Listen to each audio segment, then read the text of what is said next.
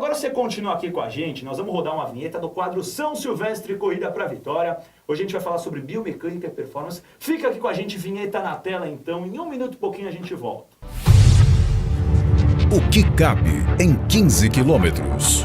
Suor, garra, técnica, sonhos. 35 mil participantes e a corrida de rua mais aguardada do ano. Vem aí mais uma Corrida de São Silvestre, dia 31, nas ruas de São Paulo e na TV Gazeta. Bom, gente, agora sim estamos de volta aqui. São Silvestre Corrida para Vitória, nosso quadro quinzenal. Hoje um pouquinho diferente, num cenário especial, um programa muito especial também aqui com a gente. Já estou com o doutor aqui do lado, daqui a pouco eu apresento nossos convidados. Doutor Bruno Stefan, cardiologista, médico do esporte, idealizador do quadro. Doutor, sempre um prazer ter você aqui com a gente. Muita alegria estar aqui. Hoje um programa especial, reunindo grandes personalidades conhecedoras da corrida, da biomecânica, experiência. Marilson Gomes, nosso tricampeão, Babi Beluco. Tem sem palavras aí para dizer quanta experiência de corrida nas passarelas para as pistas. Muita coisa para contar, né? Nesse programa Tá Que Tá. Raquel aqui com a gente também. Gente, mestre em biomecânica. Vai contar pra gente que negócio é esse de biomecânica. Ela vai esclarecer. A gente vai dar dicas também para aumentar a passada. Vamos falar sobre a diferença entre cadência e passada. Você pode deixar sua pergunta aqui no chat, que eu tô de olho. Pessoal do Instagram também é uma live mais de bastidores no Instagram, mas vocês vão poder acompanhar tudo aqui com a gente. Mandem perguntas também, porque eu tô de olho. Então, assim, pra gente começar a nossa conversa, temos o tricampeão aqui também. Queria começar primeiro com a Raquel, falando de onde vem também esse seu amor pela corrida. Como você adentrou nesse mundo, Raquel? Eu comecei a atender corredores. Bom, sou fisioterapeuta, gente. Pra quem não me conhece, sou fisioterapeuta. Tenho uma clínica especializada em corrida. E eu comecei a atender corredores antes de correr. E eu já comecei a ficar conhecida no mundo da corrida antes de correr. Então, meu amor pela corrida começou por um amor pelos corredores, por ajudar corredores. E depois eu vim pra corrida e hoje já tô aí. Eu tenho essa cara de chove, mas já trato corredores há 16 anos e corro há uns 6. Babi, queria escutar um pouquinho de você também, porque você tem essa carreira, é modelo, é influencer, agora está adentrando nesse mundo de maratonista. Como que é para você também, para conciliar um pouquinho dessa sua rotina? Agora não, eu já corro faz 22 anos, eu vou ter que contar minha idade, então eu tô com 36, comecei a correr com 14 com meus pais, com meu pai, desculpa. Então é bastante tempo que eu corro. Já tá entregando. Agora, faz bastante tempo. Mas assim, eu comecei maratona depois de um acidente bem grave que eu tive de carro, que foi um estímulo para eu voltar a correr. E aí eu comecei nas maratonas e aí me apaixonei por isso. Marilson, vamos com o campeão, então, o tricampeão aqui também. Doutor também corre, mas eu quero escutar de você também como está sendo para você aqui voltar aos nossos estúdios da TV Gazeta. Você que conhece aqui também como ninguém. É verdade. Sabe que eu estava subindo as escadas para vir para cá, né? E ver aqui aquela lembrança forte, né? Porque ali é o local de chegada da prova, né? E realmente faz a gente voltar ao passado. Foram tantas edições de São Silvestre, né? Chegando no mesmo local, com o público aqui na Paulista. Não tem como não lembrar desses momentos especiais, né? Doutor, estamos aqui, então já está valendo, o pessoal mandando muitas perguntas, já eu dou aquela lida. 20 dias, doutor, para São Silvestre. E aí, essa reta final de preparação, o que as pessoas podem fazer? Porque está chegando a hora, eu estou ansioso, hein? Eu sei que você também está, e o pessoal que nos assiste também, doutor. Não deve inventar moda. Agora que já está na reta final, é fazer o beabá, fazer o que já está sendo feito, cuidar da periodização do treinamento, da alimentação adequada, não aumentar a carga, porque está chegando a hora. Então é momento de diversão, esperar chegar a hora para poder fazer o que vem sendo planejado, que vai dar resultado muito bom. O Babi, a gente fala assim, tá chegando a hora, isso, aquilo, mas nessa reta final de preparação, o que você costuma fazer quando você vai se preparar também para uma grande corrida? Para não forçar muito o corpo, para não ir acima dos limites? Como que é e como que trabalha essa ansiedade também, estando muito próximo da prova? A ansiedade é bem grande. Quando está chegando a prova, a gente tem uma sensação de que a gente tem que treinar mais para não esquecer de como treina. Só que naquele momento, você já está treinado. Né? Então, assim, quando o treinador te passa o tal do polimento, que é aquele momento que você vai dar uma descansada para ter toda a tua energia na hora da prova, dá aquela ansiedade, tipo assim, mas como que agora eu vou correr menos, né? E é muito importante, porque aí a gente vai descansar nosso corpo para realmente chegar e dar o máximo na prova. Então, é trabalhar a cabeça. Assim, a minha dica é, trabalha a cabeça, fica calmo. O que você treinou, já está treinado, já está em você. Aguenta firme que vai sair uma prova boa. Esse polimento é muito importante, que é exatamente a fase de desacelerar para, quando chegar na prova, dar o máximo. É. E aí, assim, Raquel, você que é fisioterapeuta, conhece também como ninguém ali. Primeiro eu queria que você explicasse pra gente o que é isso, o que é biomecânica para o pessoal que está acompanhando a gente também. Está chegando aqui pela primeira vez, vai correr também pela primeira vez. Explica um pouquinho pra gente o que é isso, essa biomecânica. Biomecânica, de uma forma bem simples, é o modo como o corpo se mexe. Ah, se o meu joelho está mais dobrado, isso aumenta a sobrecarga nele ou não? Se o pé está mais tortinho, isso me faz correr mais devagar ou não? É entender a forma como o corpo se mexe e ajudar o corredor a correr com menos risco de lesão e com melhor performance, se isso é o que ele quer. Doutor, então a melhor performance também é a busca ideal para todo mundo. E aí a gente tem o nosso único tricampeão aqui brasileiro da São Silvestre. Que dicas que você pode dar, Marilson, para o pessoal que vai correr pela primeira vez e também está muito ansioso porque o tempo está passando muito rápido e está chegando a hora? Primeiro assim, vocês foram muito felizes, né, em falar nessa fase do polimento, né? Porque na verdade o treinamento ele já é feito bem antes mesmo, né? E a gente sabe que a São Silvestre é uma prova difícil, né? Então você tem que se preparar bem para ela, não só na capacidade física de resistência, mas você tem que ter força também, porque no final a gente tem quase 2 km de subida, né? Então, muitas vezes até o pessoal, por que te fez, né, ganhar a São Silvestre, né? Foi justamente esse trabalho paralelo, né, com o trabalho de resistência que a gente foi desenvolvendo no decorrer do ano para poder chegar bem, para poder subir bem a Brigadeiro, né? E a outra coisa é controlar essa ansiedade, né? Porque é uma coisa que faz parte, né, para atleta amador, para atleta de elite também. E na elite a gente sempre falava, nem sempre o melhor atleta que tem a melhor forma física ele vai vencer, se ele não tiver esse equilíbrio mental, esse equilíbrio do grau de ansiedade, né? Então a gente tem que juntar as duas coisas para fazer uma boa prova. Aqui no YouTube, Babi, antes de você falar também, o pessoal tá falando, a galera elogiando muito, falando que é fã de vocês. Roberto Santos está chegando por aqui. Leonardo Gandolfo, parabéns pelo programa. Hoje tá especial. Então, assim, a galera tem muitas dúvidas. E aí, Babi, falando um pouquinho a respeito do seu biotipo, você que é uma atleta diferente, é muito alta, a gente não costuma ver isso também enquanto a corredoras. Eu queria que você falasse assim, o seu biotipo te ajudou, te prejudicou de alguma forma? Como que você fez para se adaptar? Porque às vezes quem está assistindo a gente fala, putz, fica um pouco preocupada, tem uma estatura um pouquinho diferente. Queria que você comentasse um pouco sobre isso. É engraçado, porque até tô com a Raquel aqui para comprovar que eu já tive que passar pela Raquel algumas vezes. O que acontece? Eu acho que toda pessoa, quando está crescendo, ela desenvolve os seus trauminhas, tem aquele seu bullyingzinho. Então, lá atrás, eu sempre tive aquela coisa de... Sou muito alta, né? Então, eu já andava meio abaixada e tal. E conforme eu fui correndo com meu pai... Ele corria mais rápido que eu, depois eu comecei a correr mais rápido que ele. Eu desenvolvi uma passada que não foi a minha natural. Que de repente, se eu tivesse começado a correr com um treinador, seria como criança. Quando a gente vê criança correndo, elas correm de um jeito fluido, né? Tum, natural. Pá, vai. Eu comecei a correr com meu pai, eu comecei a correr mais rápido que ele, mas eu queria acompanhar ele. Então eu desenvolvi uma técnica, não sei de onde que eu tirei ela, que eu corria quase para trás, eu inclinava o corpo para trás, eu dava 1000 passos, eu tenho 1,23 m de perna. Eu dava uma passada. Mas a Raquel dava passada mais larga que a minha, porque eu desenvolvi uma passada minúscula.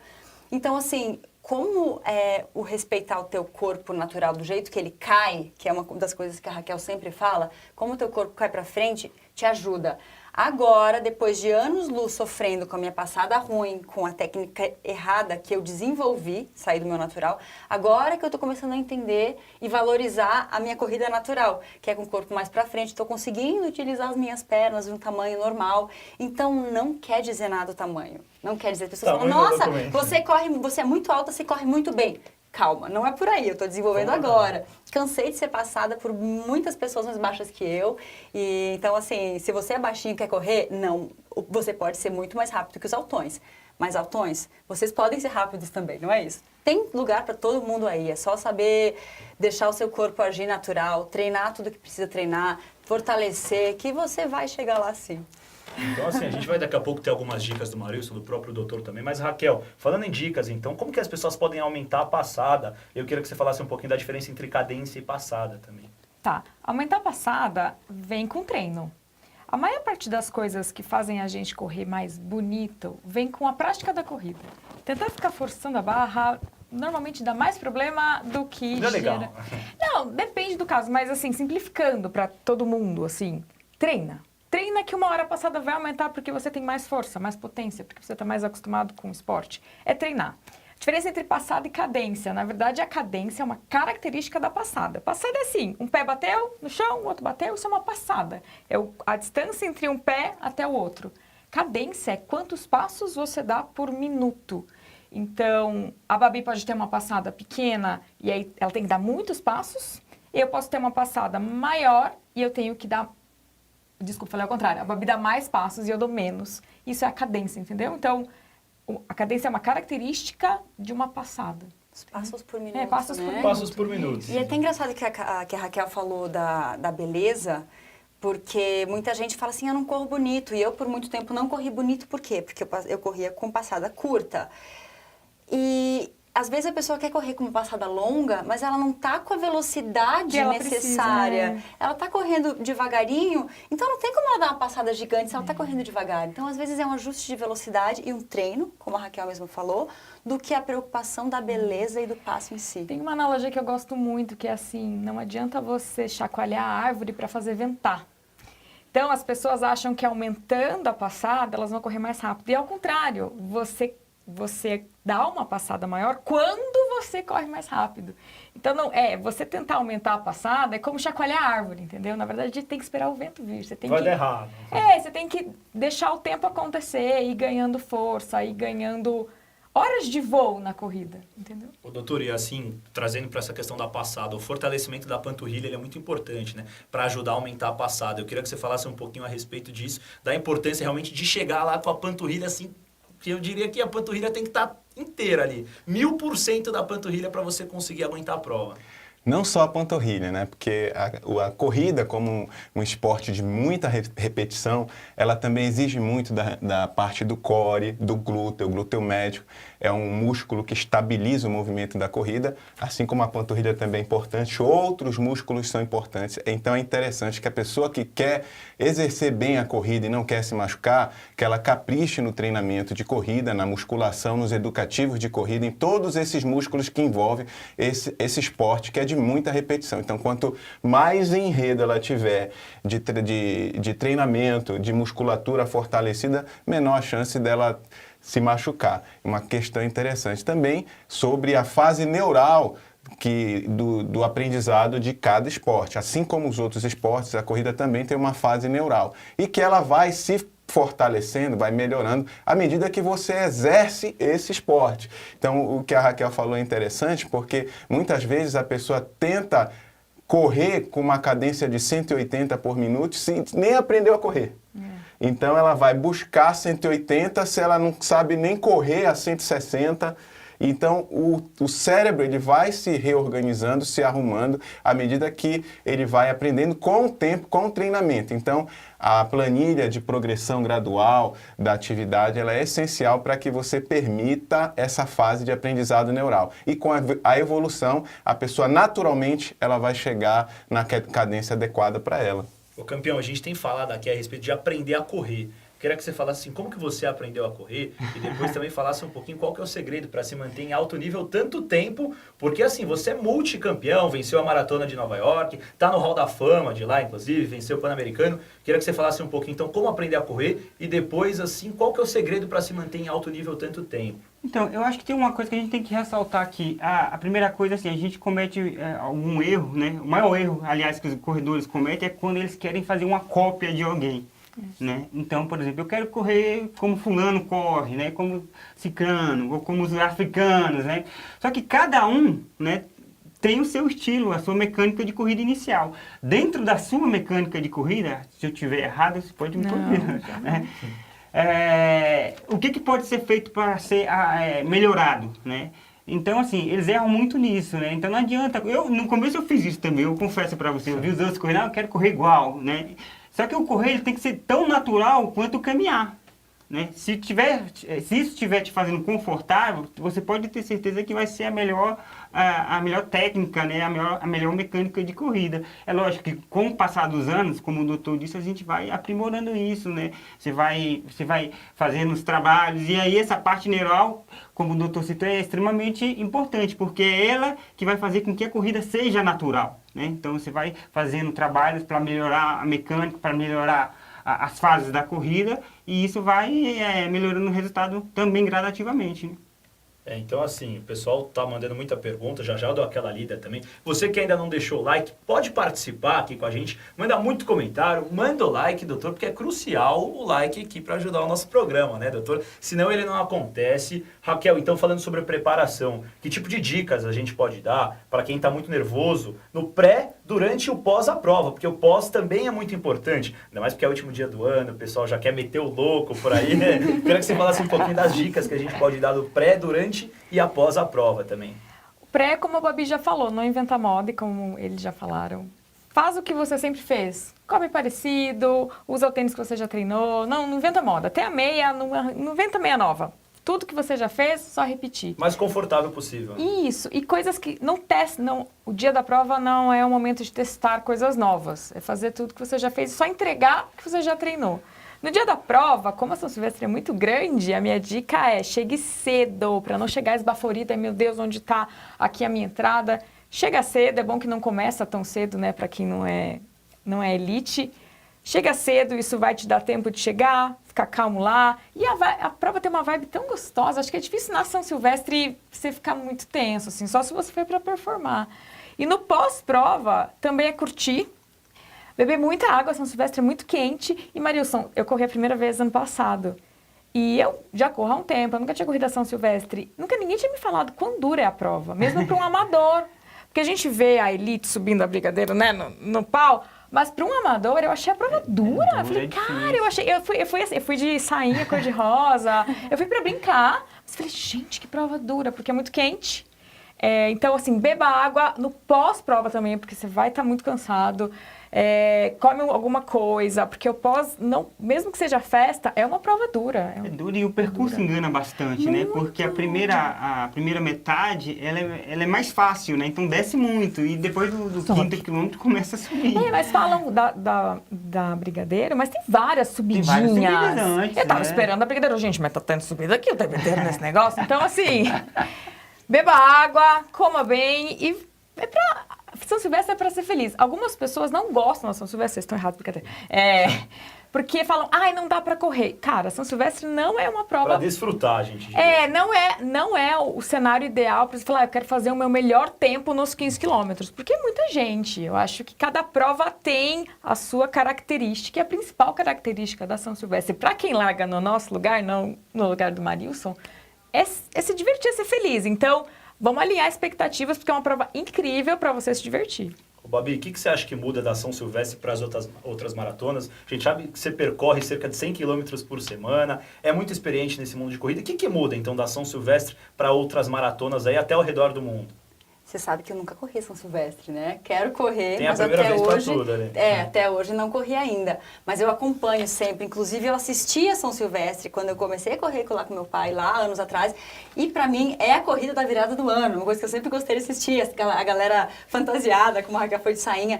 Cara, é a festa de São Silvestre. O corredor vai brindar tudo que ele fez no ano inteiro, os quilômetros que ele fez nesse final de ano, assim. Então é gostoso, vai para aproveitar, realmente, vai curtir, né? E correr devagarinho.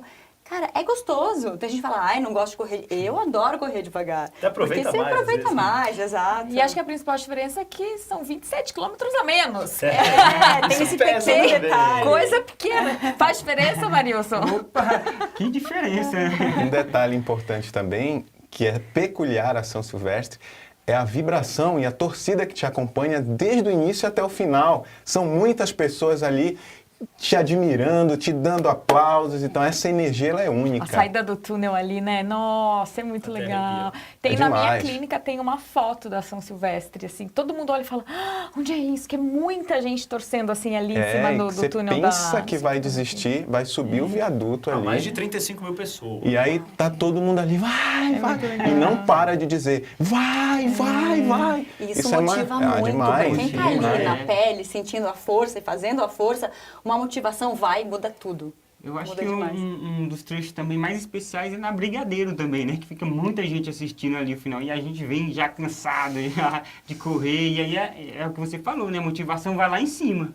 Você dá até uma energia extra. É, você dá aquela motivação. É. E, doutor, sabe como a gente está falando de performance, aqui também com nossos especialistas, queria tocar num ponto sobre as pessoas asmáticas. Uma pessoa asmática pode correr a São Silvestre? Que tipo de preparação diferente que tem que ter ou não? Porque o pessoal também fica muito curioso e fala assim, eu não vou ter fôlego para acabar por ali. Então, queria que você explicasse um pouquinho para a gente essa questão. É muito importante para a pessoa asmática, ela estar bem próxima do seu médico, porque o asmático ele precisa saber suas limitações, entender a doença, fazer o preparo adequado, estar com os exames em dia, a espirometria dele tem que estar ok para ele correr, porque é uma prova muito dura que tem várias adversidades, então ele tem que estar bem controlado, com a doença bem compensada. Existe uma condição que é a asma induzida pelo exercício, que é um pouquinho diferente da asma convencional, mas ambas elas apresentam uma constrição do brônquio, né? uma vasoconstrição e aumento de secreção ali que vai causar o chiado, causar a falta de ar.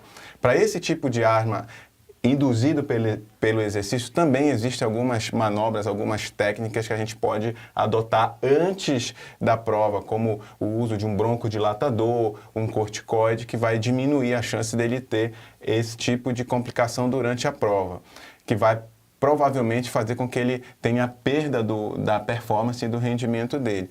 A asma induzida pela corrida, ela não tem muito a justificativa dela, a ocorrência dela, mas está relacionada à poluição, está relacionada ao aumento do fluxo de sangue para aquela região, a umidade que fica aumentada. Então, são vários mecanismos relacionados que podem justificar essa condição específica que é a asma induzida pelo exercício.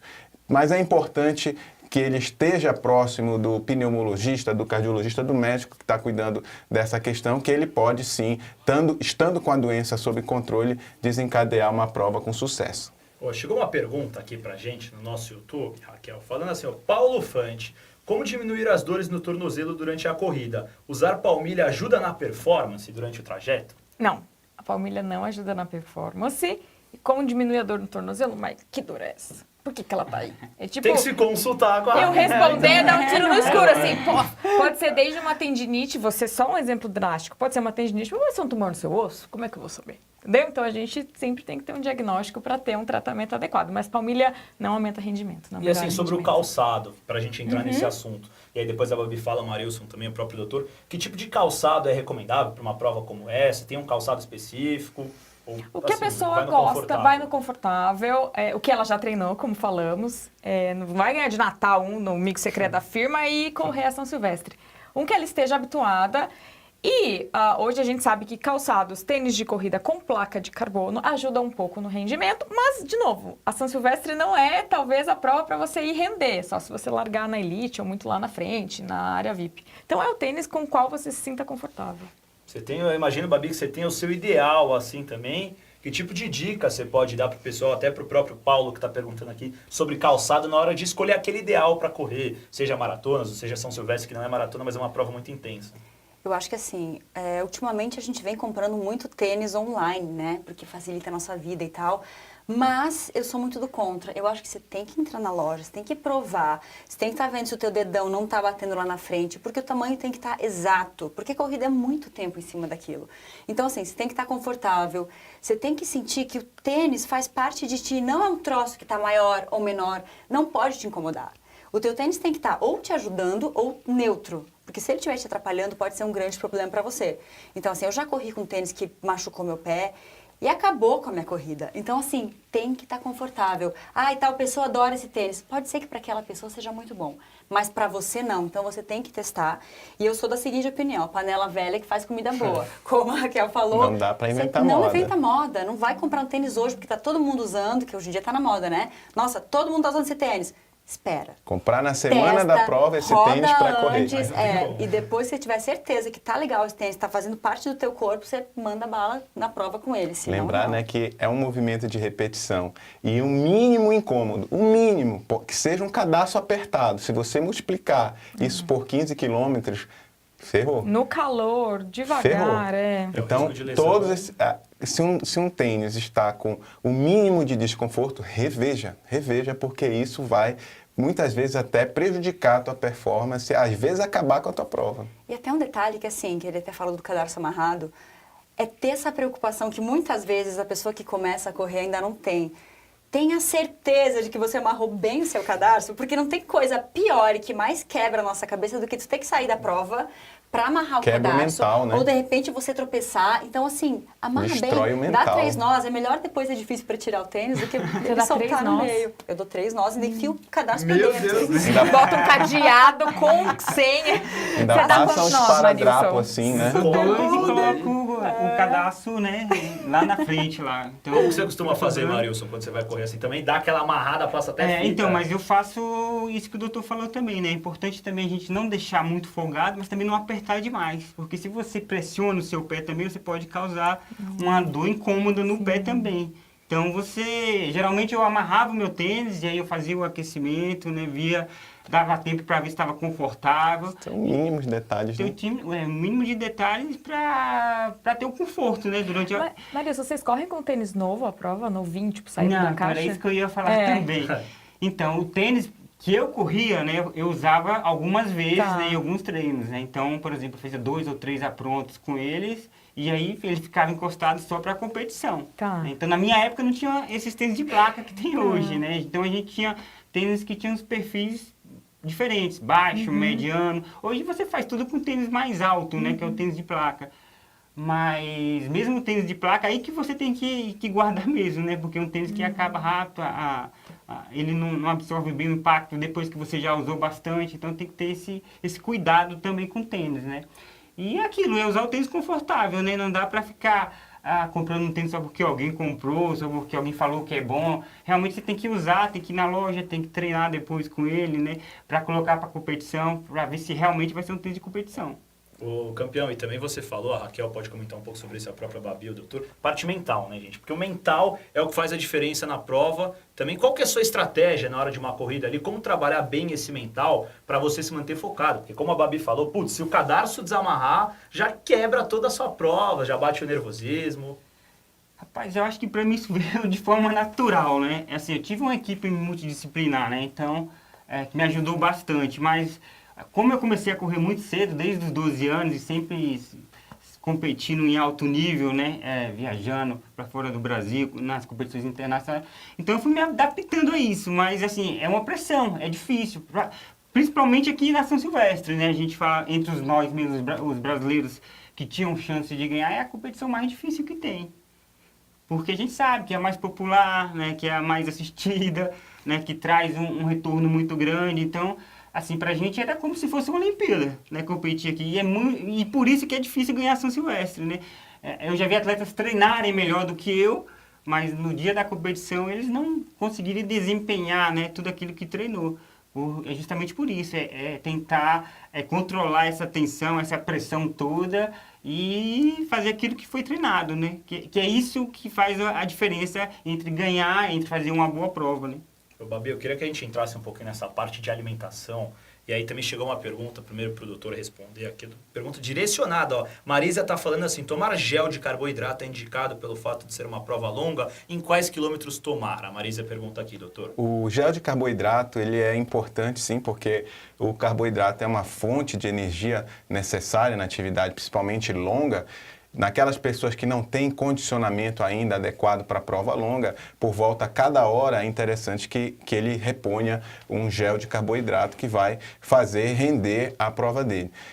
Pessoas que já têm um condicionamento já mais avançado, já está mais adaptado, o gel passa a ser uma ferramenta não tão necessária a depender do tempo de prova, a rigor. Então fica a mensagem de que o gel vai ser indicado a depender do condicionamento e do tipo de treinamento que a pessoa faz. Geralmente, a partir de 1 hora, é interessante que ela faça a reposição. Não precisa ser gel de carboidrato, pode ser outra fonte de carboidrato de rápida absorção. Geralmente, nas provas, eles oferecem um tipo de carboidrato, ou torrone, né, aqueles quadradinho de Tem na torrone prova? que eles ficam oferecendo Tem a cada hora de prova. E além disso, é importante citar que a hidratação, assim como o gel de carboidrato, assim como as fontes de carboidrato rápida, é muito importante também. Vamos lá então, Babi. 20 dias para a nossa grande São Silvestre, 98ª edição. Como que se alimenta nessa reta final? Que tipo de dica você pode dizer? E também pode contar um pouquinho aí, mais dos seus bastidores, como que você se prepara quanto à alimentação para uma prova como essas? Assim, Eu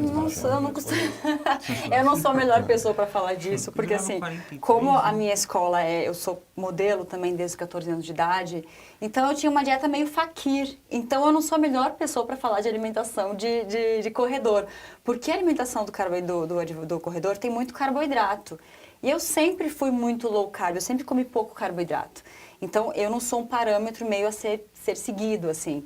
Mas, por exemplo, o doutor estava até falando sobre a reposição de carboidrato e gel de carboidrato. Eu só faço reposição em maratona, ou seja, só em 42 quilômetros. Abaixo disso, eu geralmente não faço. É o certo? Para mim mas para a maioria das pessoas não, né? Então eu acho que assim, manter a dieta equilibrada, comer o que está acostumado a comer, se hidratar muito, eu acho que isso vale para qualquer estilo de alimentação da pessoa. E você tem um condicionamento absurdo, então a necessidade do gel vai ficar ainda mais espaçada no tempo. A partir de 1h30, 2 horas, talvez você encare um gel, né? Eu acho que sim. Eu acho que a partir daí eu sinto que a minha energia cai, mas até chegar naquele limite ali, eu forço a não usar, porque eu sou meio que... Eu gosto de vencer algumas barreiras mentais minhas, que é a minha loucura, né? Cada um eu acho que cada um na seu. sua. Tem gente que corre lá maratona em jejum. Eu já acho isso um absurdo, mas é a realidade da pessoa e tá tudo certo para ela. Eu não conseguiria. Mas eu acho que assim, sempre tentando entender como é que o seu corpo lida com o que você come, né? Não comer coisa diferente, tá sempre bem hidratado. Eu acho que isso é essencial. O que não pode também é se empolgar com a ansiedade, que tem gente que não está acostumada a fazer prova, e comer demais. Porque nem sempre o comer demais vai te dar energia a mais. Se um pouquinho antes da prova você comer a mais, é capaz de você passar mal, né? De ficar estufado. Então, eu acho que assim, tem que só controlar a ansiedade e comer o suficiente. Não exagera, nem para mais, nem para menos. Vai no teu limite ali dosar, certinho, né, vai na dosagem. Pô, Raquel, Só um parênteses, pra quem não conhece a Babi faz maratona em menos de 3 horas, tá, gente? Tipo assim, ela não é, ai, que linda ela modelo. Não, ela corre bem demais. É linda, mas é braba. Não, é linda e braba. dona de Não, porque às tudo. vezes quem não te conhece olha você assim e fala, ai, ó, que graça. Não, gente, a Babi corre muito bem, tá? Que a gente não deu tempo de se apresentar, né? Falar, quem é essa menina pra falar disso, gente? Ela pode falar o que ela quiser. Não, é engraçado que a Raquel falou isso, porque quando eu fiz a minha sub-3, que a gente chama maratona abaixo de 3 horas, eu sofri um certo bullying do universo corredor, porque como essa menina, loirinha, cara de patricinha, correu tudo isso... Tomou alguma coisa, o Tomou pessoal já alguma acha. coisa. E eu falava, gente, vai estudar meu Strava, treino, porque fala o aí. Strava é a rede social dos corredores. Eu corro há 20 e poucos anos, então não é assim que é do nada, né? Então é uma coisa que a gente vai construindo. Então sim, eu me dedico, eu sou dedicada. É treino, é isso. É treino. E assim, você É tocou treino. num ponto muito interessante, Babi, até o Marilson pode falar sobre isso, o doutor também, mas queria escutar primeiro da Raquel, treinar em jejum. Principalmente aquele cardio de manhã, né? O pessoal acorda para fazer de manhã. Treinar em jejum é uma boa coisa, ajuda realmente na preparação para a prova, Raquel, ou é manda pra totalmente ele, né? prejudicial? E aí, eu sou doutora? físio, tudo que eu falar vai ser pitaco, E aí, por favor. doutor? Então, o treino de jejum é uma grande adversidade para o organismo. Se você tem um organismo adaptado, que já está acostumado nesse treino, que tem as reservas de carboidrato suficiente para ele manter um treino, porque o treino de corrida, ele essencialmente ele tem que ser numa zona aeróbica, ou seja, onde a gente usa gordura como alimento. Então, o carboidrato ele vem num segundo plano sendo utilizado no segundo plano. Mas vai chegar um momento que ele vai precisar ser utilizado. Se a pessoa não tem um adequado condicionamento, o treino de jejum vai gerar uma injúria muito grande para ele. Então, o que se recomenda? Se você não é bem condicionado, não treine em jejum. Se quiser treinar em jejum, treine em zona leve, no máximo uma zona leve a moderada. Não vá fazer treinos de alta intensidade no jejum, porque vai te faltar combustível, vai prejudicar a tua performance, e aquela questão educadora do treino cardiovascular para melhorar a tua performance não vai vir no treino em jejum. Então, essa é a grande questão do treino em jejum. Não é para todo mundo, são seletos os pacientes que vão se beneficiar desse treino. Então, tem que ter calma. tem ali que ter também, né? critério. Pode acelerar lesões, né? Porque eu tinha uma mania de... Ainda corro em jejum, mas hoje em dia eu respeito os treinos leves, em jejum apenas. Mas acelera a lesão. Eu já tive momentos na minha vida que eu estava fazendo treinos rápidos em jejum e aí lesão o tempo inteiro. Exatamente, então, por acaba isso. Porque a você lesão vai aparecendo. acabar colocando o teu corpo num estresse tão elevado, num nível de ácido lático alto ali, não adaptado, e aí deixa os tendões vulneráveis, deixa a musculatura vulnerável, predispondo à lesão. Tá aí um grande exemplo. Você já teve, Marilson, alguma lesão assim por conta da corrida? Eu me lesionei pouco na minha carreira, né? Eu acho que talvez até por isso eu cheguei onde eu cheguei, né? Eu fui um privilegiado, na verdade, né?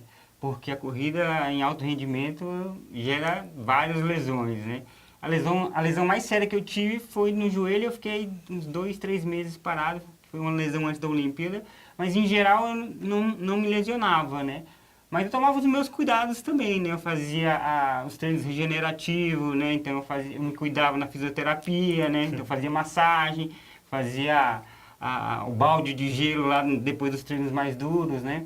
E também a gente respeitava muito a periodização de treinamento, né? Então, assim, desde de novo, né, treinando com o meu treinador, o Adalto, ele sempre teve esse cuidado, né? Essa sensibilidade de ter esse cuidado, de não elevar demais o volume ou a intensidade do treinamento, respeitar as fases de crescimento e desenvolvimento, né? Então, eu fui muito feliz na minha carreira por causa disso. E, além disso, também eu tinha uma sensibilidade, isso quem dizia era o meu técnico, né? Que eu tinha uma sensibilidade melhor do que os outros atletas. Por exemplo, se a gente estivesse fazendo um treino e eu sentia algum incômodo muscular ou alguma coisa, eu já sentia logo, já avisava, ó, tô sentindo. Então ele fala, não, encosta, para, é melhor perder aqui o treino 2, 3, 4 dias do que perder 2, 3 meses. Por né? favor, vocês botam esse corte no Instagram, porque pra mim esse é o principal segredo, a principal ferramenta pra prevenir lesão, é ouvir o próprio corpo. Porque o que o corredor faz? E amador, né? O cara nem tá treinando pra Olimpíada. O cara nem vive disso, sente, fala, não, mas aqui estão 10 tiros, eu tenho que terminar. Por que, querido, você vai terminar? Por favor, maravilhoso o que Mas você falou. é justamente isso que faz com que os atletas acabem machucando cada vez mais, né? Porque eles querem, de qualquer forma, cumprir aquilo que está na planilha, né? E muitas vezes é um dia que você não está legal, né? Você não é uma máquina programável que vai lá e faz tudo certinho, né? Tem dia que você não vai estar mesmo, e você vai ter sinais, né, antes da lesão. Inclusive, essa lesão que eu tive mais séria foi porque eu não respeitei esse sinal, né? Eu vi que eu estava sentindo, né? Eu estava fazendo alguns treinos, e aí era repetições de 400 metros. E aí no terceiro quarto eu senti que estava mais tenso o negócio, né? As planilhas de treino, elas são Perfeito. importantes, né? A programação de aumento de carga, de volume é A importante. distribuição de cargas, né? Ela é extremamente importante. Mas cada um é um ser mas cada um, assim, é individual, né? difícil. Eu sei que é difícil também Mas você eu acho que esse é tentar um ponto identificar, que né? os profissionais escutam muito isso, né? Porque o corpo, ele sussurra até o seu corpo gritar. O amador, geralmente, ele espera o grito. Eu, por exemplo, sou meio surda. Eu nunca escuto o sussurro. Por isso que... Mas eu acho que agora, com 36 anos, eu tô aprendendo a ouvir. personalidade porque eu do já me atleta. machuquei muito e toda vez por isso. Respeitar os limites. Por né? não respeitar. Não respeitava. E aí É eu por- machucava. é, Aí eu mas é machucava. porque Agora eu o- comecei a aprender que eu vou O respeitar. corredor tem muito isso, né? Assim, ele geralmente ele se torna muito fanático, né? Ele quer terminar de qualquer jeito, ele quer fazer a prova de qualquer jeito. Às vezes ele tá numa prova que não tá legal. Ah, não, eu treinei tanto, eu vou terminar e acaba passando mal, né? Então, assim, a gente, parece que vai sendo treinado para isso, moldado para isso, né? No meio que a gente convive. Então a gente às vezes tem que escutar um pouco mais o nosso corpo, a nossa cabeça, né? Para poder aí... E hoje o mundo fala muito assim, a gente vê muito nas redes sociais, tá com dor, vai com dor mesmo, vai doer, só que não é essa dor, né, que a gente tá falando. Então a gente tem que tomar um pouquinho de cuidado com essa motivação externa aí, que não é bem isso. A principal coisa é o nosso corpo e a gente se escutar. E é o que você falou, às vezes você vai perder 2, 3 treinos e vai conseguir fazer sua prova-alvo. Mas se você insistir naquele treino que tá com dor, pode ser que você perca tudo. Você tem uma lesão mais séria e você vai perder, né? Meses, né? Eu sempre falo como investimento, pensa como um investimento. Você vai ficar uma semana parado para conseguir atingir seu objetivo. É um investimento ali. Mas é difícil para o corredor aceitar É difícil identificar e é difícil porque ele pensa logo na perda de performance, né? Ah, eu vou Naquele perder, medo, assim, na hora eu de vou perder o voltar. volume de treinamento, eu não vou conseguir fazer a maratona. Amador tem muito isso, né? Ah, eu não vou conseguir cumprir os Ainda meus mais- 60, 70 quilômetros semanais, eu não vou conseguir correr a O maratona. amador que não faz com assessoria, que que faz por ele mesmo, que não tem um acompanhamento, não tem né? aquela pessoa para dizer, calma, vai machucar, não força, porque ele vai. E acaba machucando, ele morre de medo de perder performance e entra em Exatamente. overtraining.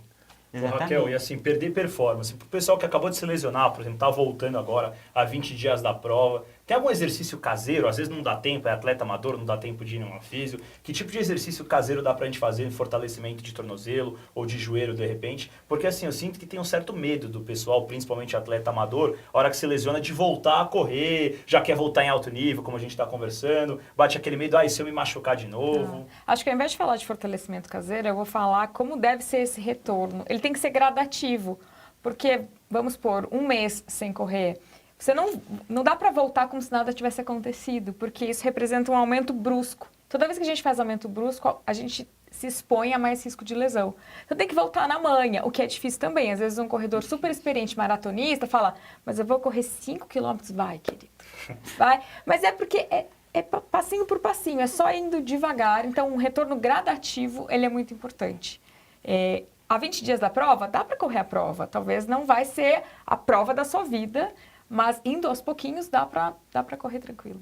Ó, chegou mais uma pergunta aqui, gente. O pessoal está participando bastante. Ó, Babi, o Evandro da Silva pergunta aqui. Pessoal, eu só corro da chuva para pegar o ônibus. Qual dica vocês dão para quem quer começar a se preparar para correr provas? Por onde eu começo, o Evandro quer saber, Babi?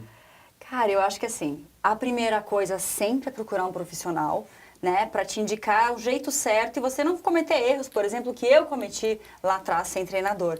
Mas tem um esporte que eu amo, que eu acho que é o esporte que mais prepara para quem quer começar a correr, e se chama corriminhada. Você corre 1 minuto, você caminha 2, aí depois você vai trocando, você corre e caminha. Isso vai te preparando até você estar pronto para falar, gente, eu quero correr 5K, quero correr 10K. Você caminha, corre, você vai te organizando mentalmente. E eu acho que isso é muito bom. Tanto é que eu fiz isso, como a Raquel falou agora há pouco, no retorno da lesão. Esse ano eu tive uma lesão bem séria, que eu fiquei 2 meses sem correr. E eu voltei assim, na corriminhada. Ali, então eu tranquila. acho que a corriminhada é sucesso. E aí, doutor? O que você pode falar pra gente? Porque a gente tem comentado nos últimos programas a respeito disso, né? Esses treinos intervalados. Eu queria que você comentasse um pouquinho a respeito disso também. O organismo ele tem que se expor. Quando eu falei de aprendizado neural, é exatamente sobre exposição. Exposição ao movimento, exposição à fadiga de respiração, exposição à musculatura. Então, quanto mais ele se expõe àquilo que ele pretende performar, exercer, melhor para ele. Devagar, com progressão gradual, 10% por semana de aumento de volume de carga, geralmente feito com assessoria para te dizer quando que você deve aumentar a tua velocidade. Os treinos intervalados, eles são importantes porque ele vai permitir que você se exponha teu corpo a velocidades maiores num período mais curto, permitindo recuperação. Então, isso já vai sinalizando o aprendizado neural a uma fase de maior velocidade. Então, tudo isso é importante. É expor o corpo, expor o movimento, aquilo que você pretende exercer. Na corrida, que é um movimento de muita repetição, o treinamento gradual, contínuo, consistente e com assessoria, preferencialmente, é o melhor caminho. Bom, Marilson, a gente comentou aqui que você, inclusive, é homenageado no Hall da Fama da Maratona de Nova York. Queria que você comentasse um pouquinho da diferença dessas duas provas e também qual que é a maior dificuldade de correr a São Silvestre. Então, você sabe que quando a gente escolheu a Maratona de Nova York para correr, foi justamente por eu ter me adaptado bem ao percurso de São Silvestre, né? Porque a maratona de Nova York, ela é uma maratona difícil. Não sei se Piramba, né? Subida pra caramba, né? Então, tem muita subida, né? E aí, assim, ela caiu como se fosse uma luva, caiu nas minhas características de prova, né? Porque eu tive a oportunidade de correr outras maratonas, como, por exemplo, Berlim, Chicago, são maratonas muito rápidas, né? Você tem que estar muito rápido, tem que ser um atleta rápido, veloz. E a maratona de Nova York ela é totalmente diferente, mas ela é muito parecida, por exemplo, com São Silvestre, assim, né? Porque ela tem as dificuldades, né, de subida, de descida, subida de pontes, lá não tem os coelhos, né? Então, que dão aquele ritmo para a prova. Então, é muito parecido com São Silvestre mesmo. E aí, assim, a escolha foi proposital mesmo, né? A gente já pensando que poderia obter um bom resultado lá na prova. Assim, Raquel, sabe que a gente tem falado sobre o percurso da São Silvestre, são 15 quilômetros, mas é uma coisa muito intensa, assim, é de muita intensidade. Você correu, você sabe bem, qual foi a sua principal dificuldade correndo a São Silvestre? Eu acho que foi manter um ritmo que não era meu. Porque correr devagar é gostoso, mas chega uma hora que você fala, nossa, tá ruim, eu queria correr um pouquinho mais rápido. Tanto que a parte mais legal pra mim foi a subida da Brigadeiro, porque daí a galera começou a ficar pra trás, e aí eu corri normalmente. Então chegou uma hora que eu tava com muito calor, eu queria correr mais rápido pra terminar, mas eu não conseguia por causa da quantidade de pessoas. Eu posso só complementar a pergunta que a pessoa fez sobre como começar a correr? Eu concordo super com vocês que para fazer prova, para levar a corrida mais a sério, é muito legal ter um acompanhamento. Mas eu acho que a corrida, pensando em saúde pública, hoje o que mais mata no mundo são doenças relacionadas ao sedentarismo. E a corrida é o esporte mais barato que existe. A gente pode deixar ele caro, mas ele é barato em sua essência. Muito democrático. Então, para alguém que assim só quer correr para ter mais saúde, ter mais qualidade de vida, ter mais longevidade, eu acho que colocar como primordial, essencial uma assessoria, eu acho que é um problema de saúde pública, porque não é todo mundo que tem esse dinheiro, né? Então, o que eu falaria para quem quer começar? Ouça o corpo, como o Maurício falou, e vai devagarzinho, porque a gente aqui corre bastante, mas a maioria das pessoas corre 3, 5 quilômetros, e isso já traz benefícios para a saúde gigantescos. E essa pessoa, às vezes, vai ouvir a gente falar, puxa, eu não vou correr porque eu não tenho como pagar assessoria. Tá tudo bem. Correr um pouquinho para ter qualidade de vida não precisa ter um acompanhamento. Eu acho que precisa ter bom senso de, olha, manter um fortalecimento muscular que pode ser feito em casa mesmo. Hoje, se você coloca no YouTube, fortalecimento em casa, você consegue fazer com um elastiquinho, você compra por R$10 e ir subindo devagar, mas não necessariamente precisa de uma assessoria. Eu acho que precisa quando você quer fazer uma maratona. Aí você já não é mais um corredor que está correndo para ser feliz. Aí você não está correndo para saúde, você está correndo porque daí a gente inventa, a gente inventa coisa e quer fazer. Inventou. Aí sim, mas só para dividir isso, né? Aqui nós somos corredores, eu e a Babi somos nós três, né? Somos amadores empolgados. O Maurício é profissional. Você pode ser só um amador não empolgado, né? Acho só querer ser mais saudável. É isso. Só tem uma coisa que eu queria ressaltar também nisso tudo, assim, que já que a gente está com o doutor, que é a importância de fazer um check-up antes também, se você for fazer exercício físico, né? No caso da corrida, porque principalmente pós-Covid, né? A gente tem visto muito casos aí de pessoas tendo mal súbito durante as corridas. Então, principalmente para quem vai começar, a importância de estar fazendo esse check-up. Aí o doutor pode falar um pouco mais sobre isso, né? O Covid, assim como qualquer quadro viral, pode fazer um percurso pelo coração e causar uma inflamação num cenário, num quadro chamado miocardite. Muitas vezes silenciosa, do qual a única manifestação, eventualmente, pode ser uma arritmia fatal. Então, realmente, muito importante o que você colocou. Então, se a pessoa pretende se submeter a um esporte de alta intensidade, como uma corrida, uma competição, a partir de 10 quilômetros, é recomendado que faça uma avaliação cardiovascular, principalmente se teve histórico de virose, pegou Covid, fazer uns exames de check-up cardiovascular para saber se está tudo certinho aí para correr sem nenhum problema e não ter esses eventos aí tão trágicos que eventualmente acontecem. A miocardite, ela é pós-Covid, claro. Ela é frequente? Não é frequente, mas pode ser fatal. Então, nesse cenário, é importante que a gente faça uma triagem do paciente que teve Covid, principalmente aqueles quadros mais inflamatórios, onde a chance de ter passado o vírus ali no coração e machucado o miocárdio, deixado uma cicatrizinha, uma fibrose, isso pode causar arritmias. E aí, de quanto em quanto Interessante. tempo, doutor, mais ou menos essa checagem Já- anual, semestral? Depende do padrão. Já peguei vários casos de miocardite pós-Covid, de atletas assintomáticos que passaram comigo e eu pedi teste ergométrico e vieram vários tipos de arritmias que não eram arritmias do atleta, porque existe arritmia do atleta e arritmias que não são do atleta.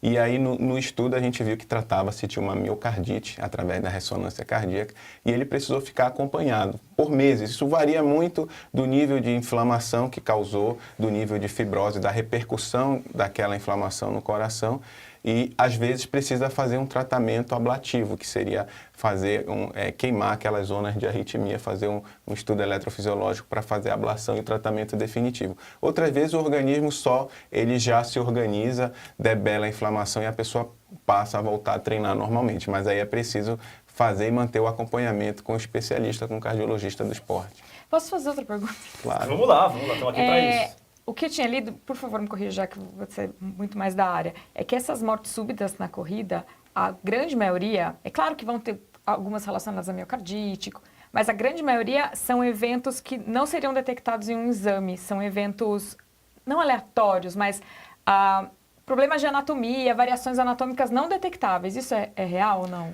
Então, a gente tem duas grandes escolas em cima, a escola europeia e a escola americana, na triagem da morte súbita. E o Brasil, ele segue a escola americana. De fato, quando você vai avaliar a taxa de morte súbita em evento esportivo, ela é muito pequena. Será que isso se justifica, a ponto de vista de saúde pública, fazer o rastreamento de todo mundo para isso?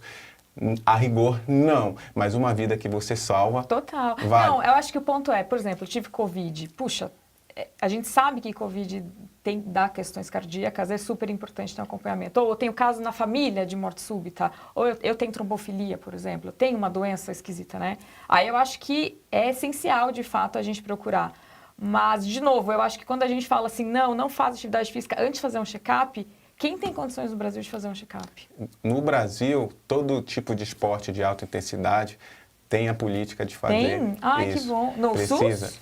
Não, nos eventos, né? Futebol, basquete, não, mas eu tô... trazendo para eventos gratuitos, por exemplo, no saúde SUS. pública.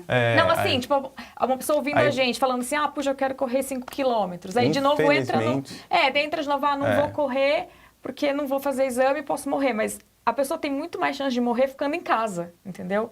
Então, por isso que eu sou, quando falam essas coisas que tem que fazer, gente, tem que fazer.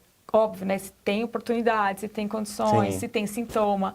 Mas eu acho que colocar barreira para todo mundo, eu acho que a gente mata mais do que ajuda. Tem que buscar alternativa. Exato, isso faz sentido sim. Né? A principal causa de morte súbita é cardiopatia hipertrófica. É uma condição genética, é rara. E de morrer também se torna mais rara ainda. Mas a busca de salvar uma vida compensa se você tem a condição de triagem. Com certeza. Entendeu? Então, a nível de saúde pública, realmente é um assunto que precisa ser tratado e de cada pessoa precisa fazer a sua triagem. Mas eu concordo plenamente que a obesidade hoje é uma condição, uma epidemia, uma pandemia que está sem controle e a atividade física ela é uma excelente ferramenta no tratamento, prevenção dessa condição e a falta de avaliação médica para te colocar numa situação de atividade, sair do sedentarismo não pode ser um fator impeditivo para te proteger da obesidade.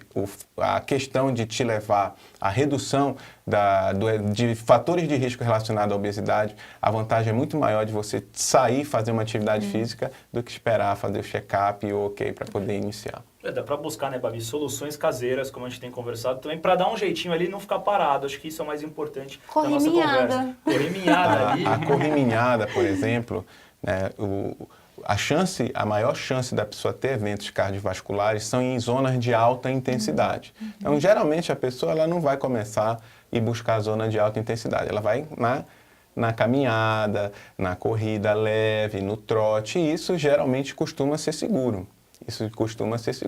A gente só dá uma preocupação maior quando a pessoa pretende fazer um treino de maior intensidade. Quando ela começa a querer fazer competições, né? Que eu acho que a competição te expõe a uma endorfina externa e te coloca a passar os teus próprios limites. A competição eu acho que é uma coisa mais perigosa, mas a pessoa lá acordou de manhã, vou dar uma caminhadinha, uma corridinha no parque, Fazer eu um acho que é um ambiente exercício. seguro, né? Em ambientes Mais competitivos existe essa política aí de fazer um sim. eletrocardiograma, um ecocardiograma, teste ergométrico.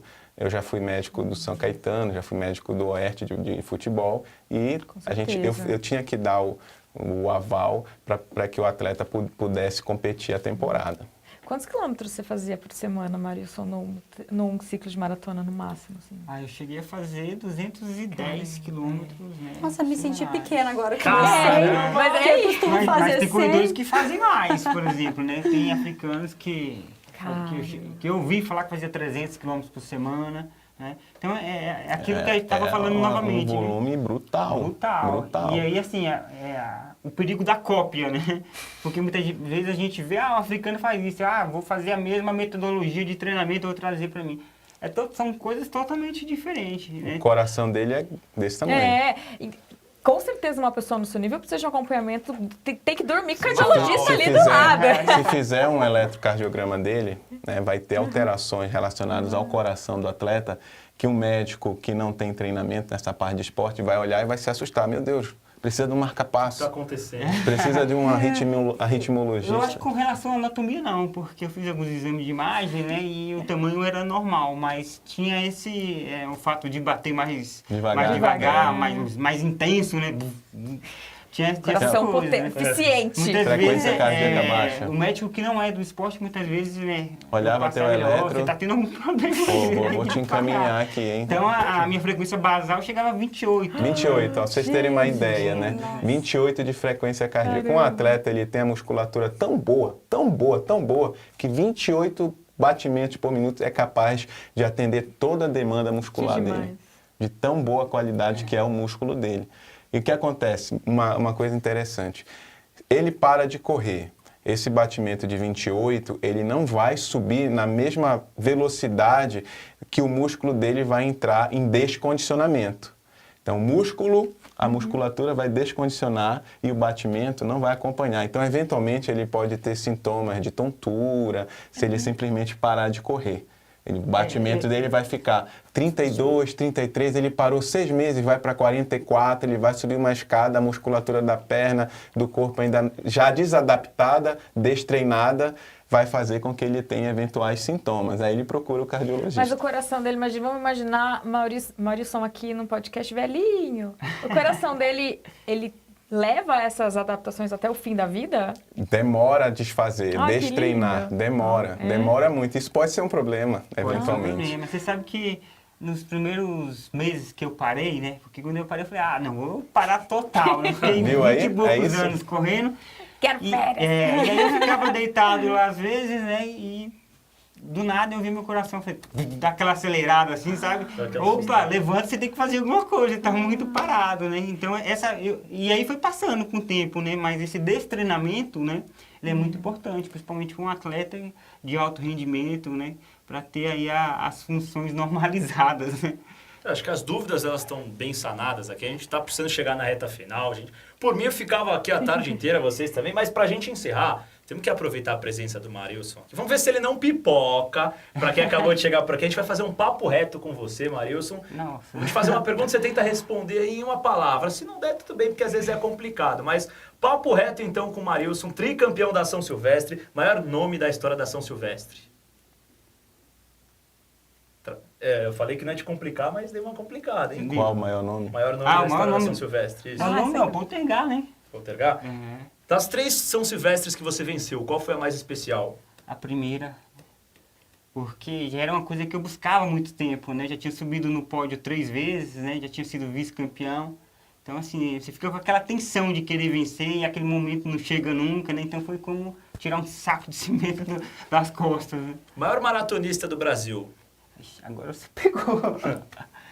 Tem vários, ainda não vou ficar... A gente teve bons representantes, né? A gente teve o saudoso Luiz Antônio dos Santos, Ronaldo da Costa, Vanderlei, Danielzinho agora.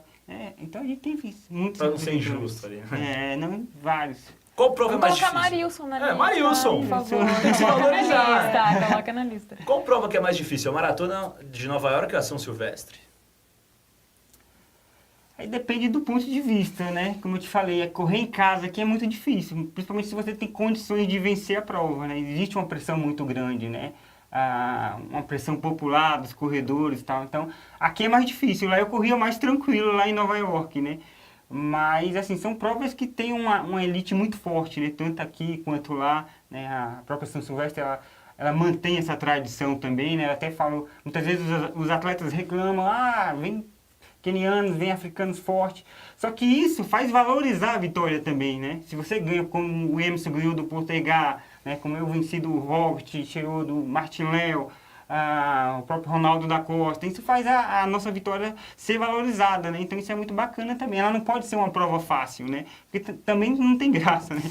E pra gente encerrar, qual vai ser a nacionalidade do próximo campeão da São Silvestre? Espero que seja brasileiro. É isso, então. Raquel, obrigado aí. Foi muito Obrigada legal a ter você aqui. vocês. Babi, muito obrigado também. Obrigada. Marilson, nosso tricampeão da São Silvestre, foi um prazer falar com você. Obrigado, o prazer foi meu. Doutor, obrigado mais uma vez aqui. Muito feliz em encerrar esse programa. Estou agradecido aí por vocês terem participado e ter contribuído muito com o conhecimento de vocês. No próximo programa, aproveitando que a gente está no Dezembro Laranja, cuidado com a pele para quem vai correr a São Silvestre, hein? Nossa, boa, bom É isso, tema. vamos falar tudo daqui a 15 dias, então a gente volta com o nosso quadro. Mas amanhã, Gazeta Esportiva, primeira edição, a partir da 1h30, para falar tudo sobre o mundo do esporte, tudo sobre o mundo do futebol. A partir da 1h30 a gente se encontra. Tchau!